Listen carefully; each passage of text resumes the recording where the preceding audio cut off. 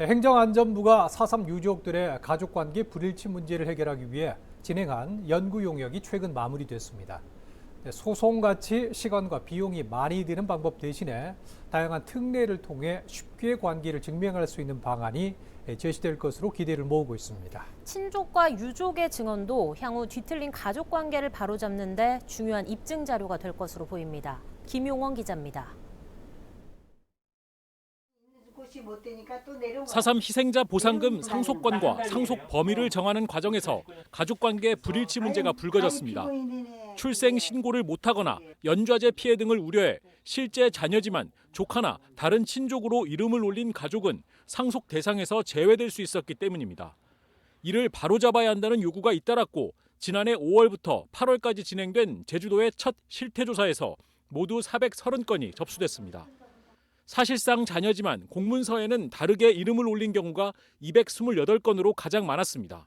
어릴 때 희생돼 가족으로 등록되지 않은 자녀에 대한 신분 회복 요구 17건, 부모의 혼인관계를 인정해달라는 요구가 17건, 족보에 양자로 이름을 올린 경우가 120건이 넘었습니다.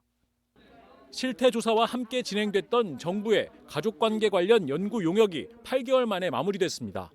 행정안전부와 제주도 등에 따르면 용역에는 유형별로 특례를 담는 내용들이 주요하게 담긴 것으로 알려졌습니다. 이를 토대로 4.3 특별법 개정 작업이 이루어질 것으로 보입니다.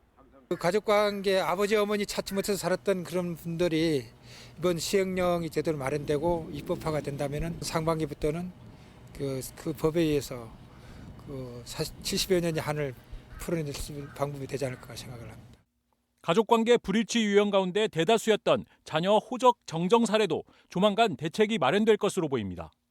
지난해 가족관계 정정과 신청 대상을 확대하도록 대법원 규칙이 개정됐고 최근에는 실무 규정인 시행령을 개정하기 위한 부처 논의도 진행되고 있습니다. 소송과 DNA 검사 같은 법적 절차 대신 4.3 중앙위원회의 심사와 의결만으로도 가족관계를 인정할 수 있는 제도적 근거가 마련되는 겁니다. 중앙위원회가 가족관계를 바로잡을 수 있는 권한을 갖게 되면 수형인 직권재심재판에서 인정된 지인과 친족 같은 보증인들의 증언이 향후 위원회 심사 과정에서도 중요한 입증 자료로 활용될 것으로 보입니다. KCTV 뉴스 김용원입니다.